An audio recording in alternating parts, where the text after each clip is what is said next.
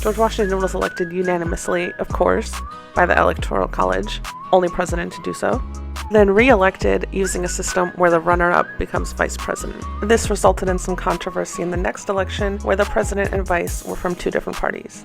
The contentious election of 1800 actually resulted in a tie, which led to the passage of the 12th Amendment. Jefferson won re-election with a massive Electoral College landslide, showing how dominant the Democratic-Republican Party was at the time. The party remained fairly dominant over Madison's terms, and during Monroe's. During his re-election, one of the electors voted for John Quincy Adams just to ensure that Washington's legacy of being the only president elected unanimously would remain.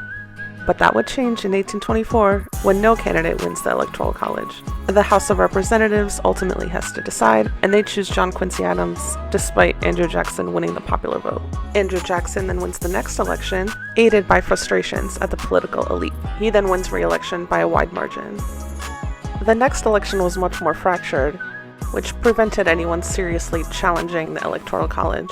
Harrison had a very strong electoral win, but a very narrow popular vote. Polk won the presidency by focusing on westward expansion. Taylor won by a narrow lead, then died in office. And the 1950s brought increasing tensions that would ultimately lead to the Civil War. The Democratic-Republican Party had now separated into two, and during the Abraham Lincoln administration, we see the South secede. Grant won his two elections in a landslide, which solidified Republicans' dominance during Reconstruction.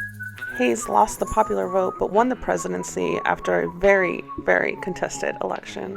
Also highly contested was Garfield's victory, who was later assassinated, and sparked discussions about election reform. Cleveland narrowly won the Electoral College, whereas Harrison actually lost the popular vote but won the Electoral College. But Cleveland returned again and became the only president to serve two non-consecutive terms. McKinley's wins marked the rise of a new Republican majority, followed by both Roosevelt's and William Taft's overwhelming victories. However, a disagreement between the two led the Republican Party to split, which gave way to Woodrow Wilson's victories. Then after the Wilson administration, Republicans would have landslide electoral victories over the next three elections, but that would completely flip during the Great Depression, and led to FDR becoming the only president in history to serve 4 terms. Truman's election was one of the biggest upsets in history after widespread predictions of his defeat. Eisenhower's victories would mark the return of the Republican Party post-Great Depression, but that would flip again with the election of JFK. Following his assassination, Lyndon B. Johnson had a massive landslide. We then see a third party temporarily reemerge, but Nixon then gets reelected in an overwhelming victory. Carter took a narrow majority during his election, and then the big red waves returned with Reagan and Bush. The country then flips back to blue with 2 consecutive comfortable Clinton wins. The 2000 election had that controversial recount in Florida, both of the George W. Bush elections being pretty close. Obama then brought the Democrats back some pretty easy victories, though his re-election was marked by a narrow win in key swing states.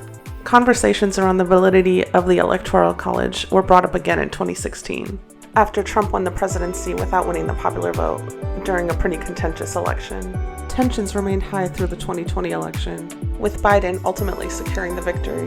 The same matchup was set to happen again in 2024 until Biden dropped out of the race over the summer, replacing his candidacy with that of Vice President Harris.